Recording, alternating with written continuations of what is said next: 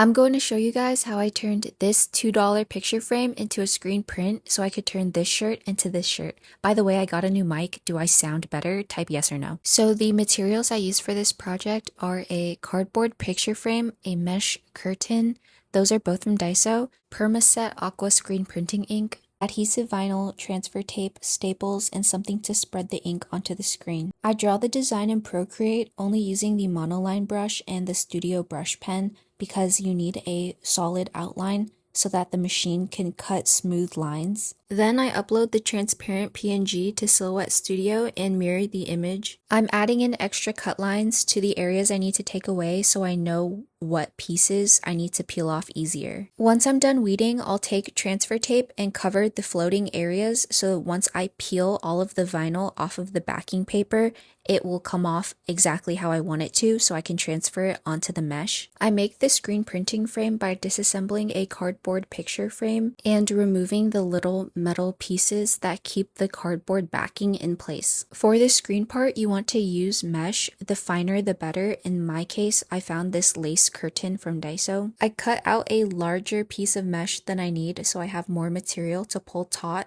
And I'm placing the mesh on the flat side of the frame so that the screen print lies flat on the shirt when I go to print. Stapling on the other side of the frame, and then our frame is ready to transfer the vinyl on top. I transfer the vinyl onto the flat side of the frame so that the non-sticky part of the vinyl touches the fabric that I'm printing on. This is why we mirror the image on Silhouette Studio so that the text faces the correct orientation after printing. And that's it. That's how we make a workable screen printing frame at home. To print onto a t-shirt, you want to take the cardboard piece of that picture frame that you disassembled and place it on the inside shirt of the area that you want to print so that the ink doesn't bleed onto the backside. Next, you want to put your screen printing ink on an area that's not your design. I wish I put more ink on here, so definitely put more than what I have shown here. Then you want to hold your frame firmly in place before you scrape along your design, pushing the ink through the mesh onto your shirt. This is where my issue of not putting enough ink onto the screen appears.